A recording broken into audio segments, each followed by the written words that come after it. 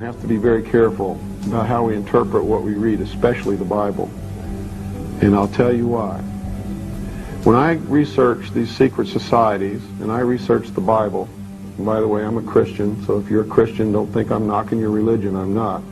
I'm just telling you what I've found. I have found that at the very heart and core of all these secret societies lurks the Kabbalah. The Kabbalah is the ancient Jewish mysticism.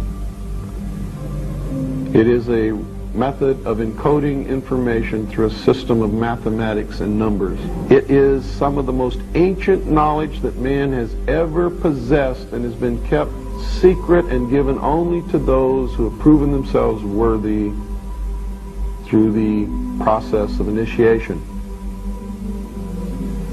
Nobody knows where it comes from. I can tell you this.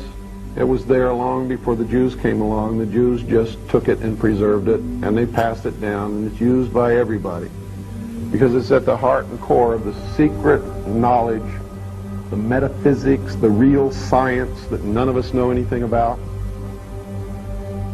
These people that belong to the secret societies never dared to write down in any language what they knew, what it was that they were guarding, because then someone could steal it and then the secret would be out. So they devised secret systems of encoding the secrets of the ages, the knowledge, the hidden knowledge, the occult. Now, occult doesn't mean evil. It doesn't mean the devil. It doesn't mean Satan. Occult means hidden. It means hidden. That's all it means. So they took this knowledge and they made it occult through a system of encoding, encryption, one of which is mathematics, numbers. Another is architecture. Everybody wonder, why do they have a fraternal organization called the Freemasons? Aren't those the guys that build walls? You bet they do. And every wall they build contains the secrets that have been kept and maintained throughout the ages, and it's encoded in the architecture and in the measurements of the buildings and in the mathematical formulas used to derive the geometry, the shape, the length and breadth and height of rooms, all encoded there. We're not supposed to be up here. Looking at that. Just wanted to know. We're old enough, I suppose. We should know the story. What was the secret? A treasure. A treasure beyond all imagining. A treasure that had been fought over for centuries by tyrants, pharaohs, emperors, warlords. And every time it changed hands, it grew larger. And then, suddenly, it vanished. It didn't reappear for more than 1,000 years, when knights from the First Crusade discovered secret vaults beneath the Temple of Solomon. You see, the knights who found the vaults believed that the treasure was too great for any one man. Not even a king. They brought the treasure back to Europe and took the name, the Knights Templar. Over the next century, they smuggled it out of Europe. They formed a new brotherhood called the Freemasons in honor of the builders of the Great Temple.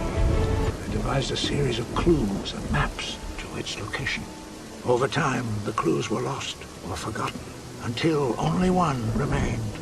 The Freemasons, among our founding fathers, left us clues like these. The unfinished pyramid, the all-seeing eye, symbols of the Knights Templar, guardians of the treasure. They're speaking to us through these. You mean laughing at us? You know what that dollar represents? The entire Gates family fortune.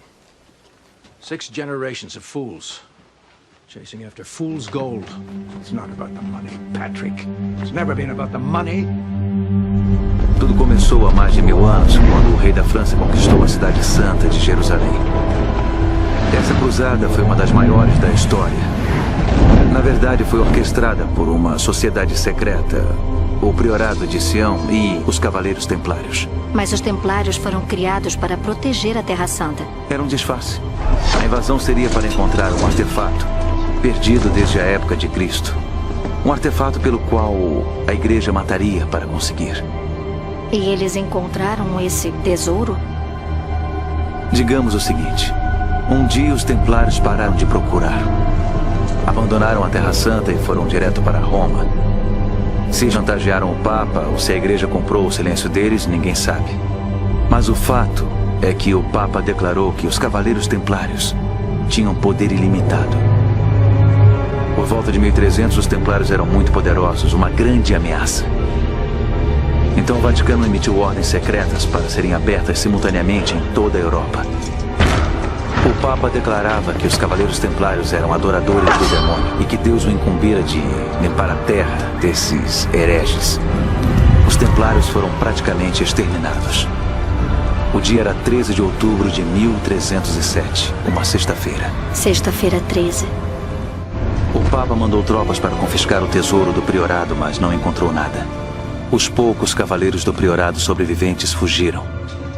E a busca pelo artefato sagrado recomeçou. Que artefato? Eu nunca ouvi falar de nada disso. É claro que sim.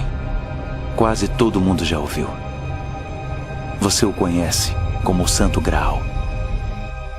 So 4 grammar or 4 letters are taught to be Yahweh, the 4 letters of God. Yeah, Yud-Heh-Vav-Heh. However, when you dig a little deeper in the etymology of the word grammaton, it has actually a deeper root. And that root is 4 tetra, tetra, which is tetrahedron. Grammaton comes from the word gram or gravity. Weight, it refers to weight, gram, and the effect of gravity. And that's where the word gravity came from, grammaton.